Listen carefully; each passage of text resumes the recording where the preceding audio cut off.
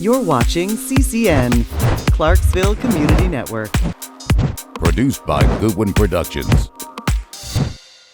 Powered by CDE Lightband. Asking for help can sometimes be a difficult thing to do. Sometimes it's our pride, or we might just not know what to say or how to ask. Welcome back to the Clarksville Community Network.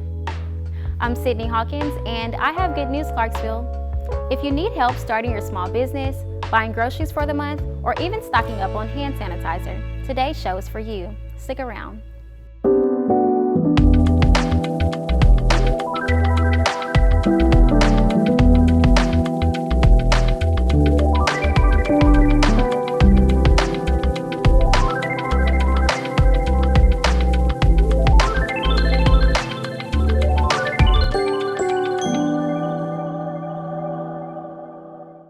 We've all heard of drive-through restaurants, pharmacies, and even drive-through coffee shops. But what about a drive-through food pantry? Today, I am thrilled to sit with CC Carmack Wheeler, CEO and Executive Director of Urban Ministries, who's organized a reoccurring drive-through food pantry for those in need of food in Clarksville, Tennessee. CC, welcome. Thank you so much for joining me today. Can you tell me a little about Urban Ministries? Well, thank you for having me. Urban Ministries has been serving people in need in Clarksville, Montgomery County, and even surrounding areas for 35 years.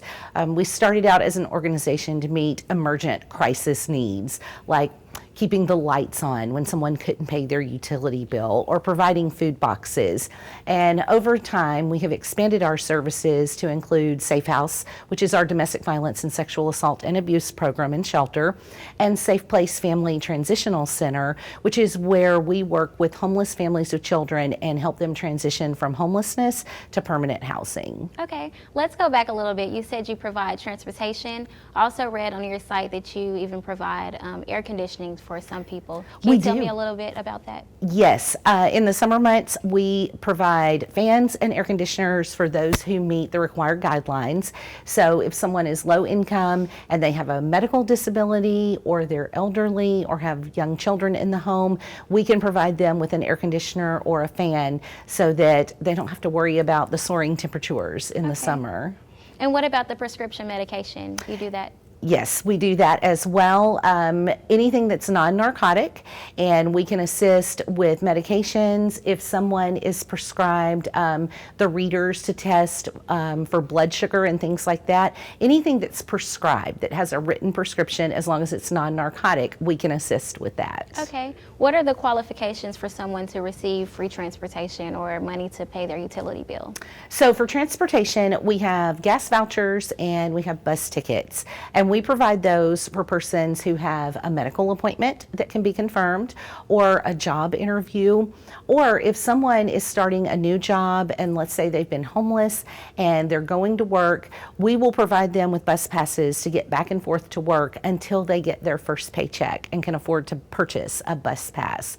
For utility bill assistance, there are some income guidelines that they have to meet.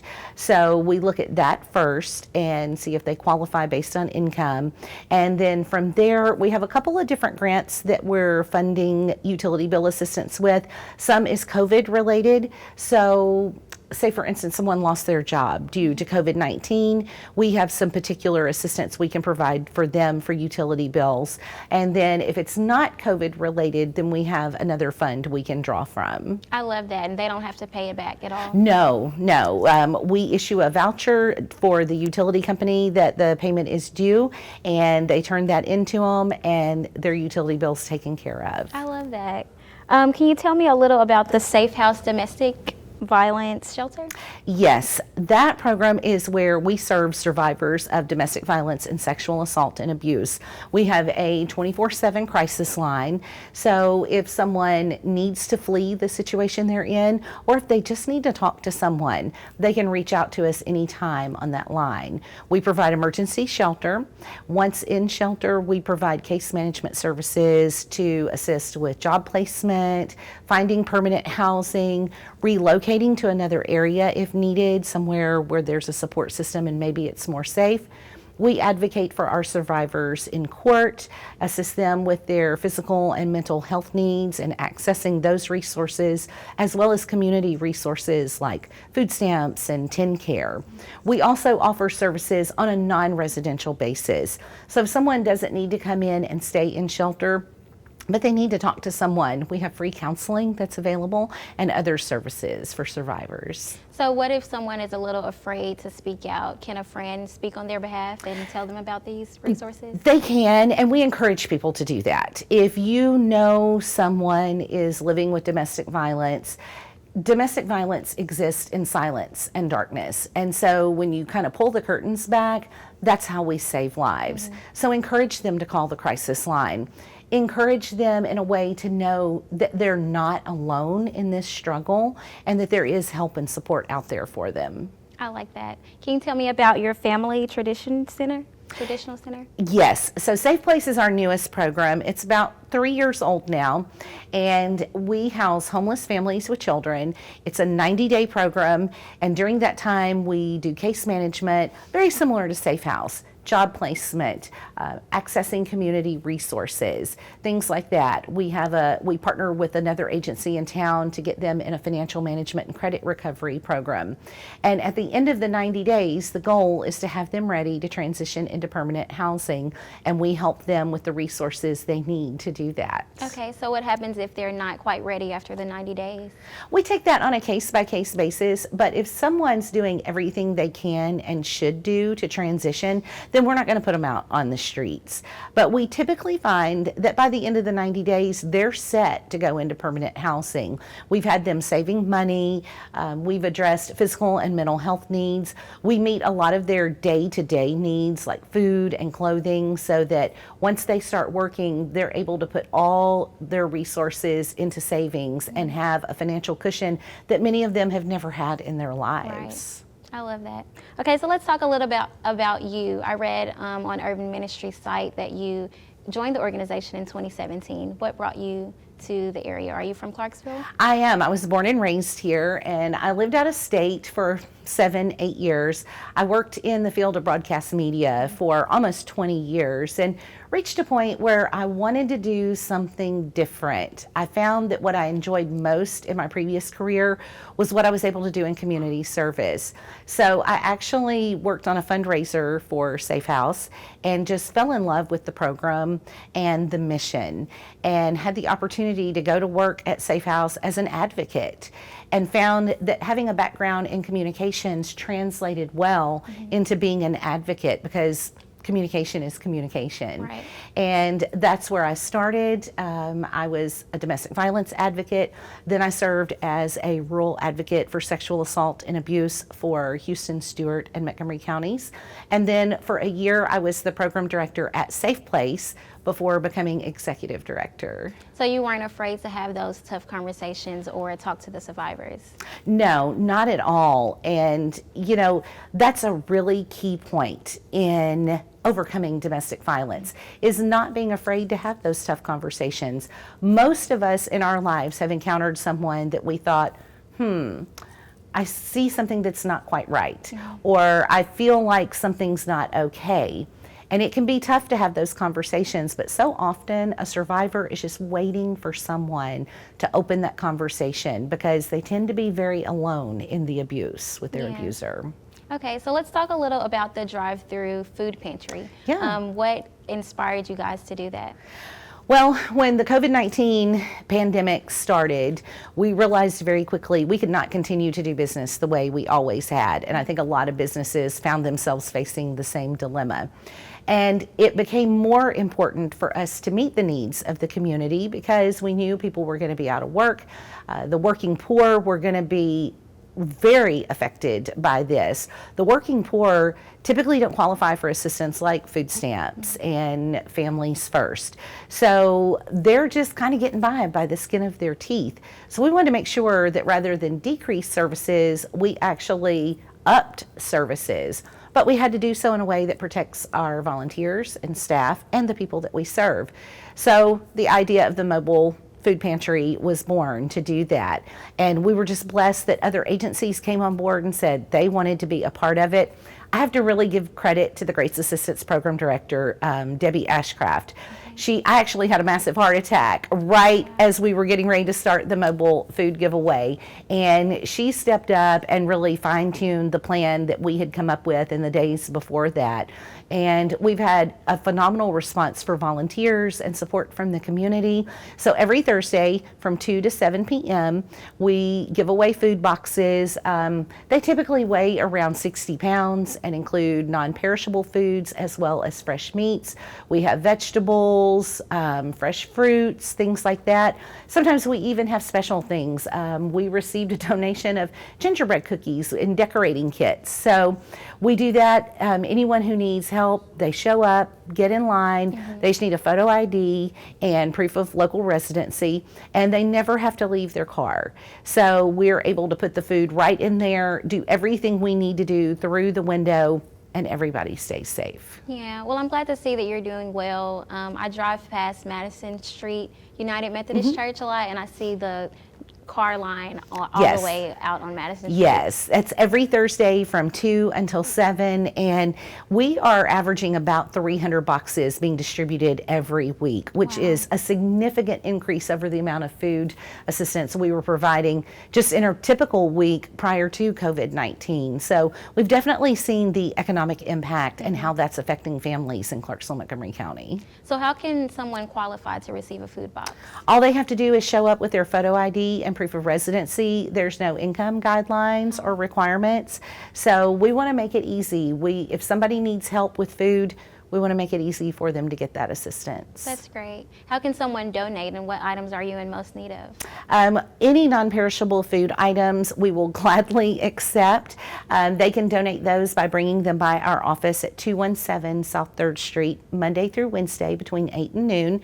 They can also make financial donations by going to our website, clicking on the Donate Now page, and following the link for PayPal. Okay. And how can someone volunteer if they're interested? They can call 648-9090 and ask for Debbie Ashcraft. We actually need volunteers for the mobile food giveaway in our office, and we really urgently right now need volunteers for Safe Place. Safe Place, while we have 2 case workers and a program director, funding is limited, and we rely on volunteers to help man the shelter 24/7. And so we have a great need right now for volunteers to work on weekends and evenings and overnight shifts. The volunteers are a crucial part to us being able to continue that mission. And it's a great opportunity for those looking to volunteer to work one-on-one with the families. You can cook a meal with them or be a supportive ear or a shoulder for them. There's a lot of stress that goes along with being homeless, and it's very rewarding to work with those families at Safe Place. Yeah, I can imagine. Can you tell me about a time, can you think of a story where Urban Ministries has positively impacted a family, maybe through Safe House or your drive-through food pantry? Oh my gosh, there's so many stories with every program. When I was working at Safe House, I worked predominantly the overnight shift starting out, and we had a mother come in with her 2-year-old daughter and brutally abused. They had been held captive in a room when their abuser was not at home. They were locked in there, denied food, denied the ability to bathe, even restroom availability. And when they came in, this woman was so broken, not just physically, but emotionally and mentally, that she physically drew into herself. She wouldn't make eye contact. She wouldn't raise her head. And she was with us for about 3 months. And working the overnight shift to me was especially important because for people who are struggling with things like domestic violence, nights can be really hard. It can be hard to sleep. And many nights we spent just sitting and talking. And by the time she left the program, she had a full-time job. And she was so excited because she came to me one night when I came on duty and she said, "Look what I got." And she had this baby doll from Dollar General, and the price was on it, and it was $6. And she was so excited because it was the very first time she had been able to buy a gift of a toy for her little girl. And it just meant the world to her. And I have always thought about that case and that survivor, that we don't always know what will make the difference to someone else. But for that woman in that moment, that $6 baby doll meant everything. Right. She and her daughter went into permanent housing. I still see her from time to time. She's in a healthy relationship and thriving. And that's really what it's all about. Yeah, and that brings me to something that I read on your site. You said that Urban Ministries is not just a Band-Aid clinic. You guys restore wholeness. Can you elaborate a little on that? Absolutely. It's one thing to meet crisis needs, but what we really want to do is change the trajectory. So if someone's dealing with domestic violence, we want to set them on a path where they will live a life of dignity, free from abuse. So that's what we're really working at. At Safe Place, we don't want our families to return to homelessness. We want to solve those issues that may be generational, that may be environmental. We want to change those things so that they have long-term success. With Safe Place, we're doing a really good job of that. About 65 to 70% of our families exit into permanent housing and still have that permanent housing 12 months or more down the road. So we take a whole family, whole person approach, wraparound services, if you will, whether it's domestic violence, homelessness, or the people we serve coming into our office for utility bill assistance. We don't just hand a voucher over, we look at the totality of what's going on in their lives and say, what can we do to change this so you don't have to come back? Maybe it's some kind of education or skills training so that they can obtain better employment. Okay, so do you guys have, I'm sorry. you're fine. Do you guys have counselors or therapists to talk with the people? Yes, we do. At Safe House, we have an LCSW who volunteers and comes in and does counseling with our survivors. And then outside of that, we do direct referrals with Mental Health Co-op and Centerstone. I love that. Is there anything else you want to tell us about Urban Ministries? I just encourage people to familiarize themselves with what we do. We're kind of a one-stop shop for people in need. Our motto is actually caring for our neighbors in need. And so we need the support of the community, both through your time and your donations, whether it's financial or in kind with food and things like that. So, you know, anyone who would like to come down and watch what we do and get involved, we would love to have them. CC, thank you so much for joining me. I truly enjoyed learning more about Urban Ministries and everything that you all are doing. Well, thank you for having me, and thank you for what you're doing here. It's a great service for the community. Thank you. On Good News Clarksville, it is my joyful responsibility to share stories with you about how our city is positively impacted and by whom. Today, I am happy to sit with someone who is an asset for many people in Clarksville and across our entire state. Dr. Lorneth Peters is the director of the Tennessee Small Business Development Center in Clarksville, Tennessee. They are an asset for many people in Clarksville and surrounding counties who need help with their small business. Dr. Peters, welcome. Thank you so much for joining me. Can you tell me a little about the Tennessee Small Business Development Center? Sure. Thank you, by the way, for having me today. The Tennessee Small Business Development Center was started over 40 years ago. So we're in our 40th anniversary year, 2020. And it was started mainly because there are a lot of businesses getting started, but 1 in every 5 usually do not stay open after about 5 years. So they place centers like myself in the community to ensure that businesses had some extra support.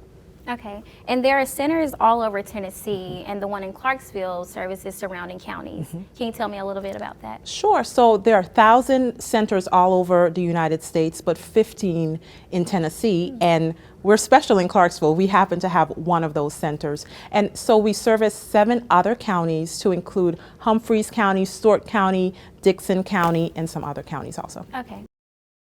So can you tell me what qualifications does a business have to meet to be considered a small business? So usually the definition of a small business, according to the federal government, they have to be have no more than 500 employees. There are some other things that play into that, but in general, 500 or less employees. Okay. And at what point should someone seek your services? If they have an idea about a business, or maybe they've already started their business and they need help gaining customers, at what point should someone come to you? That's a good question. I get asked that question all the time. Well, I'm thinking about something. I want to be innovative with this new business idea I have, or someone is thinking about selling their business. We help them from start to middle to finish. So from beginning to end, anything they need business-wise, we're here to help them. We also have consultants, so I may not be the one to answer all of the questions, but I also can make sure that they're coupled or they're introduced to different consultants in our community that can also help them with their specific business questions. Okay.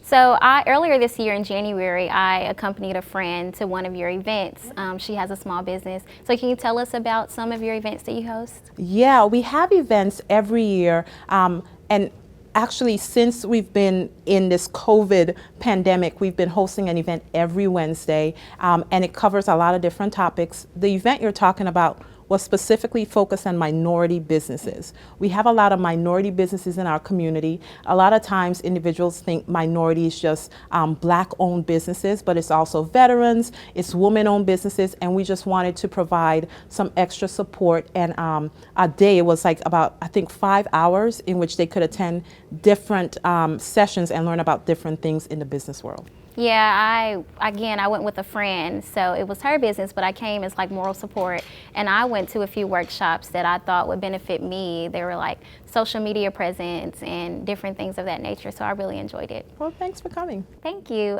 So you talked about, that one was a minority workshop, so can you tell me why it's so important to host several events and workshops just for minorities such as females and veterans? I think a lot of times why I specifically am passionate about hosting for different groups of individuals is because sometimes we have different needs. With women-owned businesses, a lot of times you can see the data shows a lot of them aren't able to receive startup money from the banks. So I make sure we host business events that kind of target the funding component of things. How do you be creative in your funding if you're not able to get the funding from the banks? And it's not specifically the bank's fault that they can't loan you the money, but there's some things that go into that formula for you to even be considered for funding, so we work on those things with them. Right. You also have a partnership with Google. Can you tell me a little bit about that? Yes. We were so excited to have that partnership with Google. I reached out about a year ago. I found out that we can have different partnerships with different corporations in our community, and I reached out to Google, and they said, of course. So what they do, they host up to 3 events for free for individuals in the community as it pertains to any business type topic. They host it throughout the year, three times for free. So that's our partnership. That's cool. And they also help them get their business like on Google. So if people are searching, that's really cool. And you were telling me earlier that you and your husband had a business. So I'm sure that knowledge helped you with what you do now with helping people with their businesses. Can you tell me a little about the business that you had? Yeah, we had a management business where we work with nonprofits and we help them as it pertains to fundraising components. You know, a lot of times nonprofits have great ideas, but implementing it is sometimes a challenge because nonprofits don't usually have a lot of money. So we came in and we helped them with all the different aspects of fundraising, the different aspects of making sure that they receive social media guidance, and also sometimes we were able to get them on News 2, News 5 to promote their events. Okay. So how can someone reap the benefits of this center? Where do they start? Yeah, I would say start by going to our website. It's tsbdc.org. You can go on there and you could hit /APSU, because as you know, there are centers everywhere. But if you hit /APSU, then it gets you specifically to our center, which is located on the campus of Austin Peay. And then you sign up to meet with us. We contact you. And currently we're doing everything virtually. We're still practicing social distancing, but we will speak with you by phone or Zoom and guide you through whatever you need. So what do you tell someone who thinks that they don't need help with their business? Is there always room for improvement? There's always room for improvement. And I get that a lot of times from established businesses. How can you help me? Well, I can provide a different view of what you're doing. We can always improve. I can walk into any business and find ways for them to improve. It doesn't matter. Within 10 seconds, I'm like, they should do this differently. So you just always want a different point of view on what you're doing to make sure that you're staying up to date on this changing environment. Right. Dr. Peters, can you tell me about a time where someone has come in for help or assistance with their small business?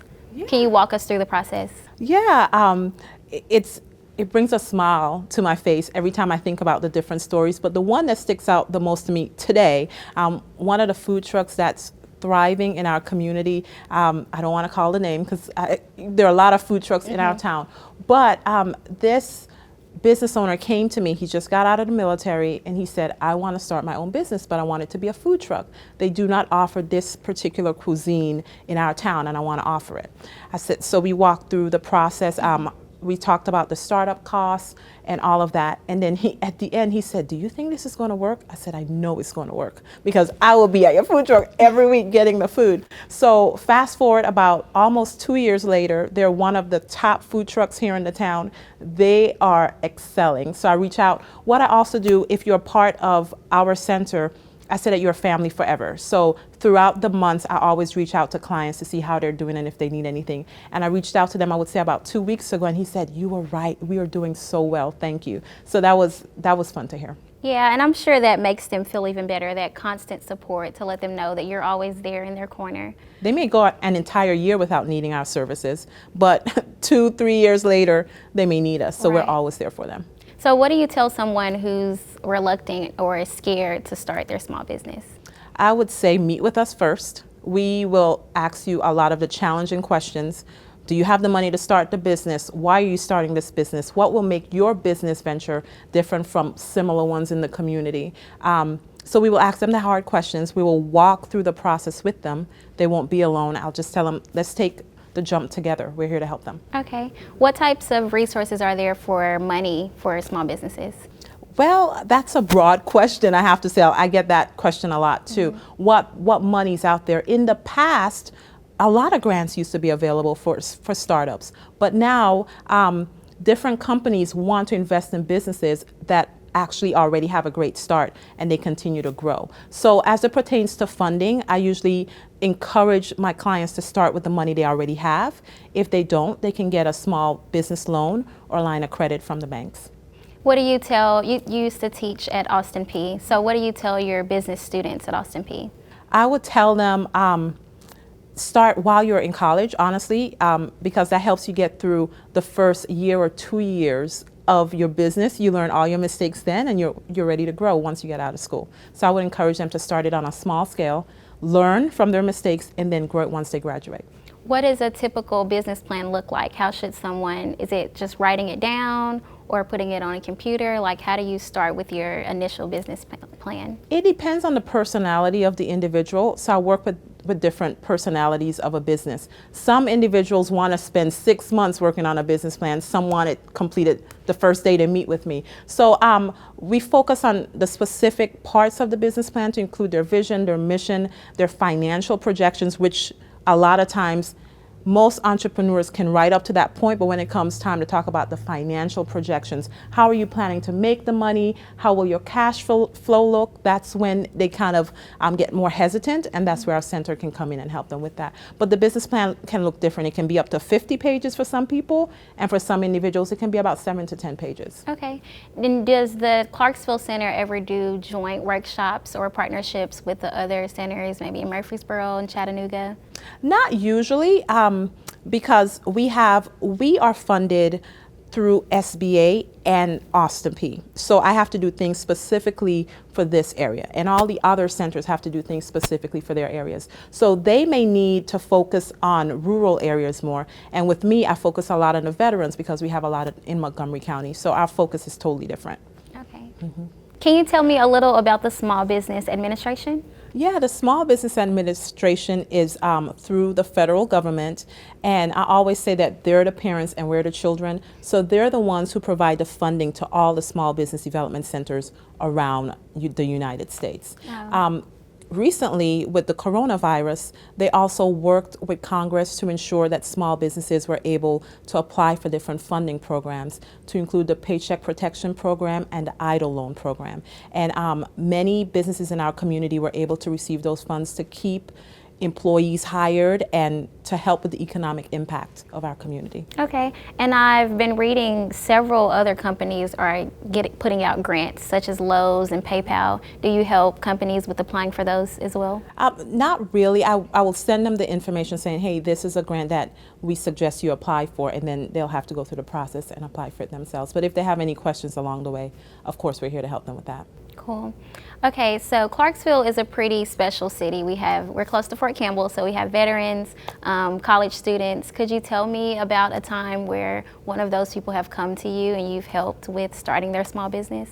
As you talk about veterans, I always say if we removed all the veteran-owned businesses from our community, we won't have any businesses, right? I would say almost every business in town, most businesses in town, they're either veteran-owned or connected to Fort Campbell in some way. So we need them in our community. But there's been several of them. One in particular wanted to open a daycare center, and it wasn't specifically a daycare center, but a center in which parents can drop their kids off 3 to 5 hours out of the day and pick them back up, which we've never per se had that structure in our community.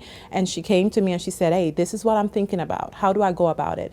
And usually when they start doing well, I don't hear from them anymore. So I haven't heard from her recently. I reached out to her. She said, I'm so busy, I can't talk right now. So I helped her with understanding the importance of choosing the correct business entity, understanding the legal aspect of dealing with kids, and connecting her with different consultants in the community to see her dream come to fruition. Right. So that's been great. Is that something else that you do if someone has an idea and they don't know where to go from there? Do you help them with brainstorming and helping their idea come to life? Yeah, we have a brainstorming session. We sit down and we just hash through it. And in the end, sometimes we have 2 or 3 great ideas that come out of it, or 1 or none, and we just go back to the table again and we do some more brainstorming.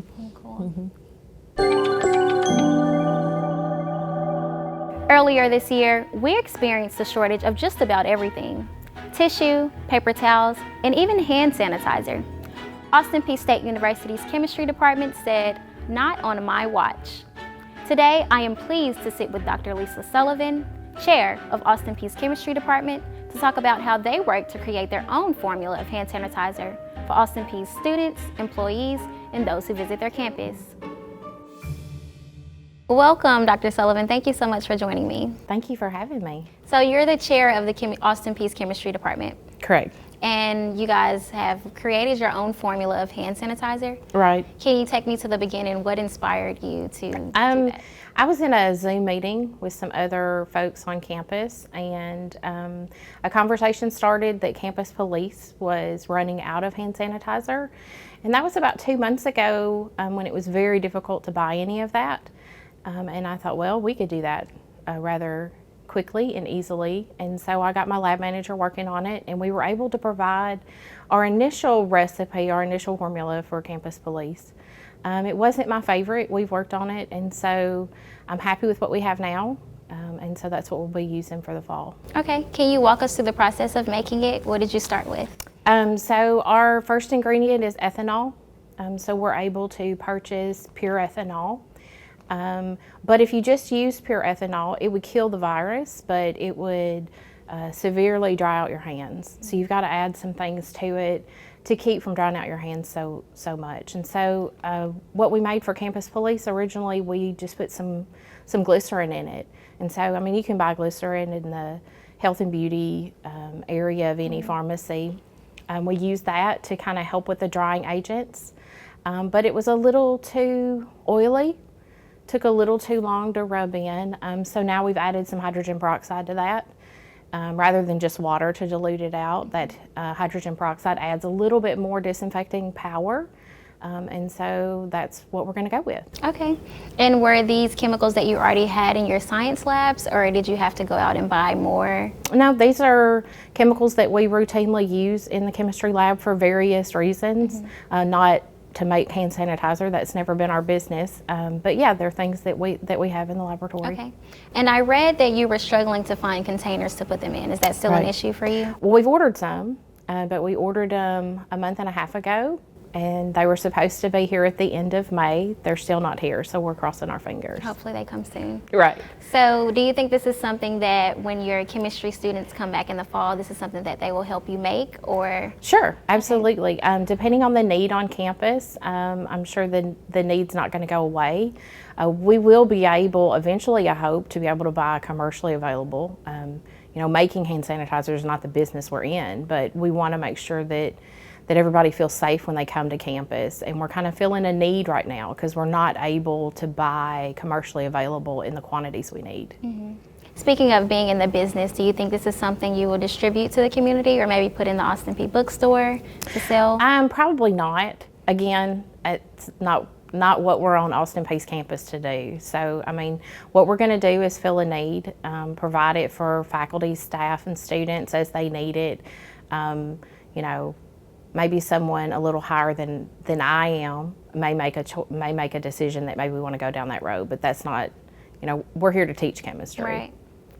And if our students and employees, are they going to be given a bottle each, or will it just be put in each classroom? I think that's the plan. Again, that's my job is to make it, and then they'll figure out how they want to distribute it. But we will have it available in all the classrooms and all the offices on campus. Okay. So can you tell me what a normal day is like in a science lab compared to what you're doing now?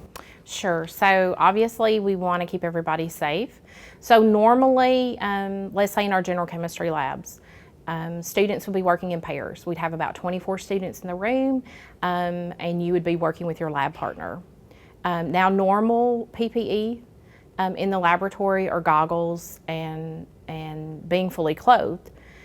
How that's going to look different when we come back in the fall is students are not going to be working in pairs, and we're not going to have 24 students in the laboratory. We're only going to have 12 students in the laboratory. And so students are going to be working by themselves. Of course, the instructor will be in there. There'll be some teaching assistants in there as well. And we're going to add to the PPE. Everybody's going to be wearing protective masks or face coverings of some sort. So with having to lessen your class size, are you going to have more classes? So in our upper division laboratories, so the junior and senior level laboratories, we're actually going to just move half the students either across the hall into an open lab or to an adjacent laboratory. So they'll all be there. The instructor, the professor will just have to go from room to room. But again, they won't be working with their lab partner, which is kind of counterintuitive to how we normally teach, because science and chemistry is a team sport. It's good to learn with other people, so that element's not going to be there. In our general chemistry, because we just don't have that kind of space, we're actually just going to have the students come to the laboratory every other week. And then the weeks that they're not in the lab, they're either going to be collaborating with their lab partners or doing an online assignment. Okay. And I see different hand sanitizer formulas like on Pinterest and online, and you see just like alcohol and aloe vera gel. How does your formula differ from that? So effectiveness wise, it doesn't differ at all. And we tried aloe vera. That's what chemists do. We experiment, we try new things. But when we mixed the alcohol with the aloe vera, we got a solid to form, a precipitate formed. Didn't look very good, kind of gritty on your hands. And so we don't get that with the glycerin. And so that's why we chose the glycerin. So the glycerin and the aloe vera are added to hand sanitizers, not as a disinfectant, but as something to protect your skin from the irritating effects of the alcohol. Does glycerin have the same consistency of aloe vera? No. So aloe vera, you think of kind of a gel. Glycerin is more like an oil, similar to like baby oil or mineral oil. Okay. So where are you from, Dr. Sullivan? So I grew up in Northwest Tennessee. I'm actually an Austin Peay graduate. I have a bachelor's degree in chemistry and in biology from Austin Peay. And then I went to Vanderbilt for graduate school and then came back to Austin Peay to teach. And I'm starting my 16th year at Austin Peay. In the chemistry department? Okay, yep. So can you tell us a few of your favorite chemistry moments? My favorite part of being a chemist is being able to use what I know in the laboratory and explain and understand all the chemicals that we come in contact with every day. from the time we get up in the morning till the time we go to bed. But probably my favorite moments are when I get to blow things up in the laboratory. I'm actually leaving here today and going back to the lab. Governor's School is going on for computational physics, and we're going to do some virtual experiments later this week, some explosions for the students to kind of give them an idea of some of the cool stuff that we do in the lab. And is that something that you teach to your students for them to be aware of all the chemicals that are around them in their everyday life? So that's my goal in every lecture that I give and any class that I teach, that every day they learn something that they didn't know about the chemicals that they come in contact with and why we use them, why we have respect for them, why we don't abuse them. What types of students sign up to be a chemistry major? Okay, so to be a chemistry major, our students are typically in one of three categories. There are students that want to go on to graduate school like I did and have a professional career in chemistry. Another third of our students just want to go work in a laboratory. And the other third of our students are pre-professional health students. So they want to go to medical school or pharmacy school or dental school. But in our chemistry classes, I teach a class of probably 70 Gen Chem students. And the very first class I have them raise their hand if they're a chemistry major, and there's probably less than 10 students that raise their hand. But the class is full, and nobody really wants to take chemistry. It's scary, it sounds hard, but lots of majors require chemistry, biology majors, geoscience majors, ag majors, and anybody that wants to go to medical school or pharmacy school or dental school. Chemistry is a central science. We also have chemistry classes for non-science majors where we look at more of the practical applications of the chemistry. So as part of the course, some of our students take our intro chemistry class. Okay, so what types of jobs in the Clarksville community does that look like for chemistry students who graduate with a degree in chemistry? So in the Clarksville area, there's more of those quality control, quality assurance laboratories in the Nashville, Murfreesboro area. Things like EGIS. Some of our students have went on to work at TBI in the forensics area. And in the 16 years that you've been teaching, do you find that your students come back to Austin Peay and join you to teach or come to grad school? We've had that happen. And so, yeah, we have a Dr. Cody Covington with us right now, and he was a graduate from Austin Peay. He was one of my students, actually. Okay. Is there anything else you want to tell, like, the Clarksville community about maybe the chemistry department or your process of making the hand sanitizer? Or I mean, we just want everybody to be safe when they come back to campus. I know there's lots of apprehensions, but we're going to make it a safe place. At Austin Peay, since you were a student there, right. And then how do you make it different in your classes from when you were a student? When I was a student, the chemistry department, the science building was actually the McCord building, and the Sunquist building was just I don't even remember what it was. Maybe there was not a building there. Green space. Green space. Maybe, I don't even think it was a parking lot then. And so we do have one of the nicest, most state-of-the-art undergraduate teaching facilities for the sciences in the region. And so, you know, our students get a very good idea of what the real life of a scientist is like. When they walk into the laboratory at Austin Peay, we use the equipment that they would see in their jobs or that they would see in graduate school. In the chemistry department, we do research with students to get them ready for more in-depth jobs or for going on to graduate school. Okay, and what types of research? All kinds of different types of research. So lots of different types of chemists in our department, organic chemist and inorganic chemist and biochemist and inorganic chemist. So, I mean, we have people looking at new types of materials. We have some folks looking at characterizing different types of chemicals or things that they make in the laboratory. Okay. Dr. Sullivan, thank you so much for joining us. I have certainly learned a lot about chemistry today, and I'm sure the Clarksville community did as well. Thank you. Thanks for having me. Thank you. I can proudly say that these are just a few people who are a part of our Clarksville community that make asking for help much easier. I'm Sydney Hawkins. Thank you for watching, and join us again on the Clarksville Community Network.